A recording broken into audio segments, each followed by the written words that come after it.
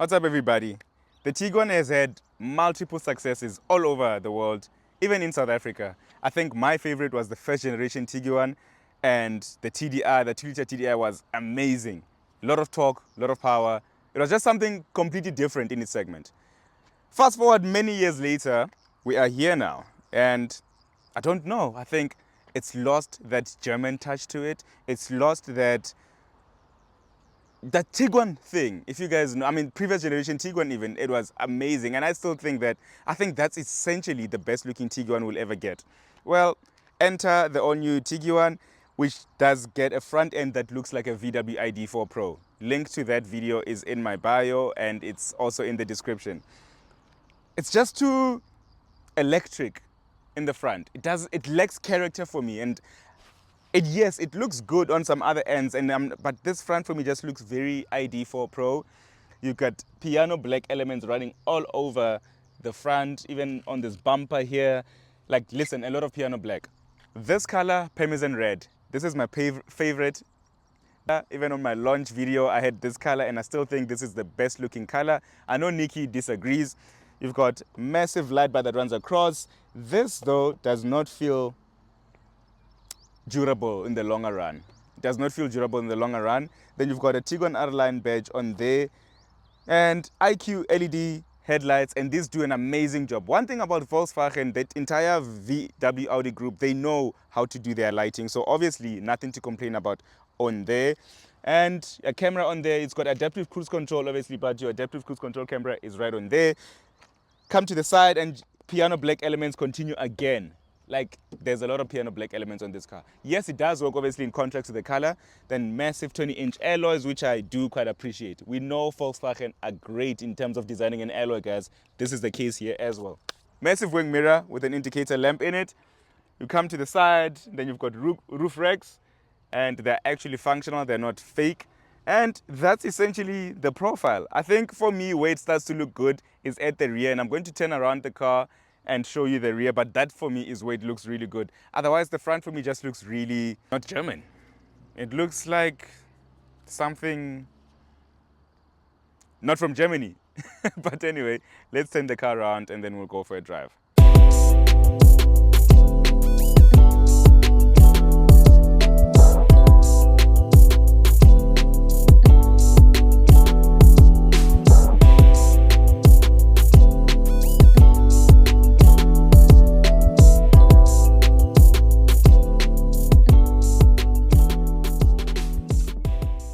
When you come to the rear, I think this is where it looks extremely gorgeous as opposed to the front for me.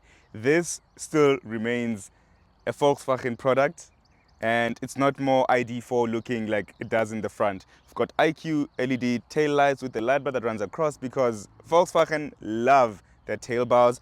You've got a lot of piano black accents, a lot of them actually, and obviously just running across there. I like the fact that they haven't put a fake diffuser. You see, manufacturers, it's possible. There's no need for a fake diffuser, guys.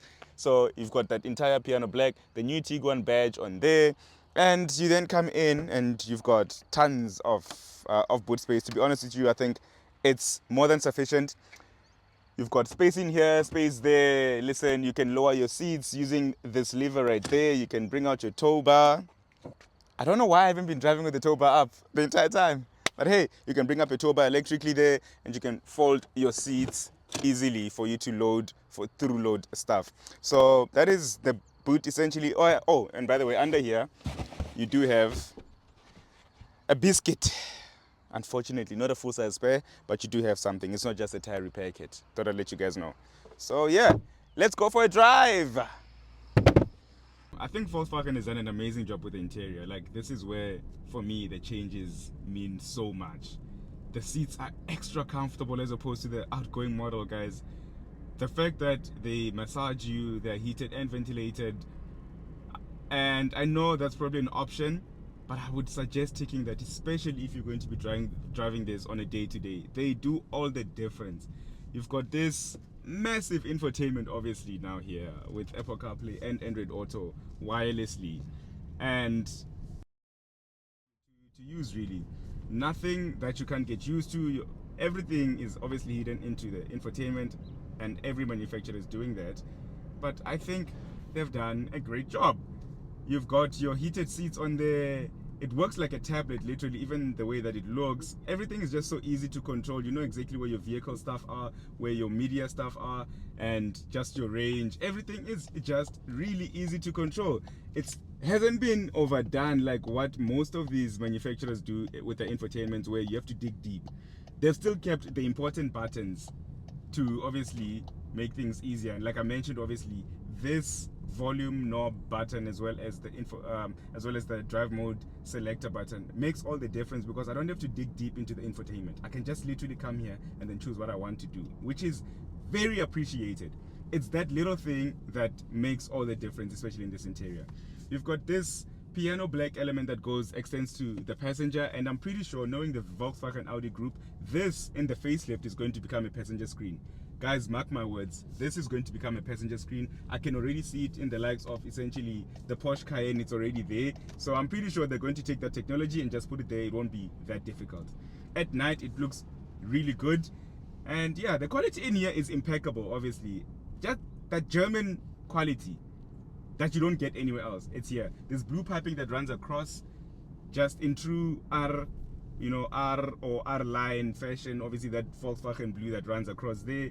Then you've got space galore in here. You have space galore in here, and that's because you don't have a, the gear lever in here. It's on the driver, on the steering wheel stock.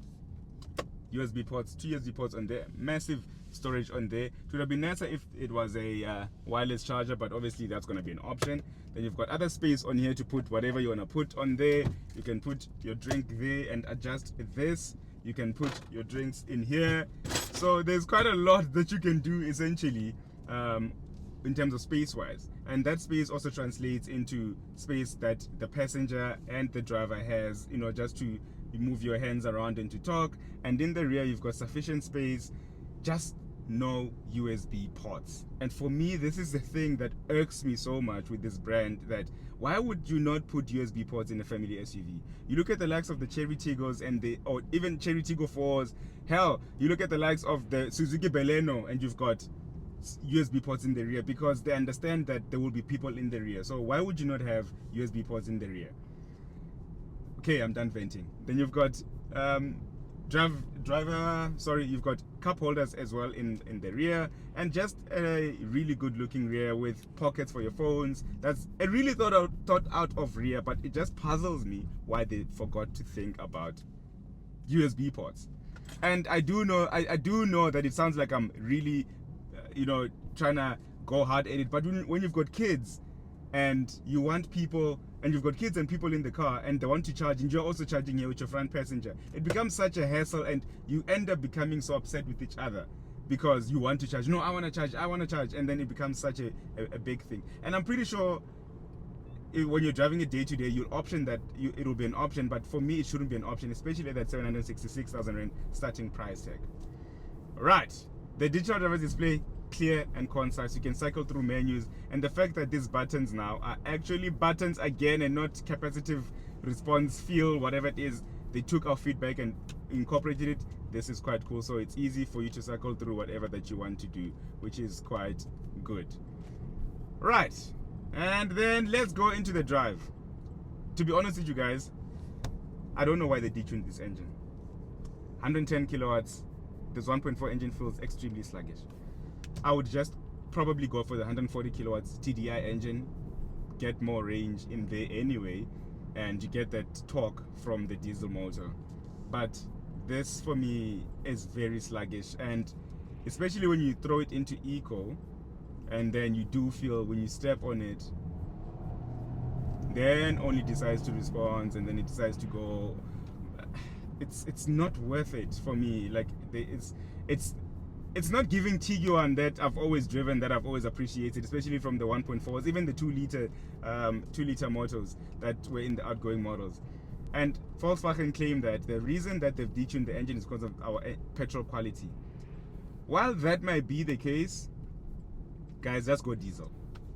Like, you can never go wrong with a diesel. There's enough torque, it feels nicer to drive, and obviously then you don't get so frustrated. And also the fuel, there's that frugality that you're getting from it. In here it is somewhat frugal. I mean, I've been getting 8.4 liters per 100 kilometers during the 753 kilometers that I've done this week, so that is quite okay. And I have not filled up as of yet, and I still have 110 kilometers of range, so you're getting about over 800 kilometers of range.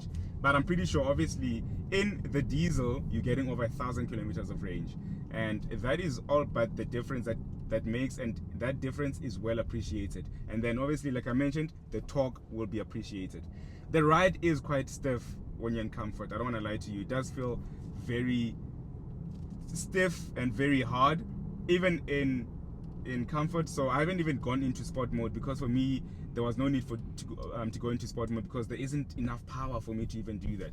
But the ride dynamics, you can feel, oh, now I need to refuel. But anyway, the ride dynamics, you can feel that it's a Volkswagen. It is sturdy on the roads. You never feel like it's swaying. The throttle mapping is amazing, unlike obviously most of the Chinese brands. So that is where that Germanness comes in, and which I quite appreciate. So yeah, that is the Volkswagen Tiguan R-Line in-depth review. Oh, the boot space, I forgot to mention, there's a lot of boot space. Well, considerably for a family SUV, it's not too bad.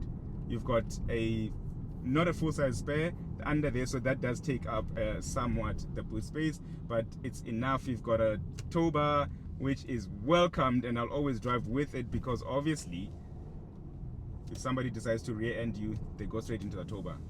But yeah, guys, thank you so much for watching. Don't forget to use the link in my bio and the link in my description to get a quote from Naked. I do think that you can save you some money on your Tiguans or your family size SUVs or your compact SUVs, etc. You get the idea. So thank you so much for watching, and thank you for 6,500 subscribers. We're taking it to 10,000 subscribers, and I'm pretty sure we can take it to 10,000 subscribers by end of January. I believe you guys. I believe you, my tribe. Let's do it. Thank you for watching. And as always, if you're in South Africa, keep left and always pass right. Peace out.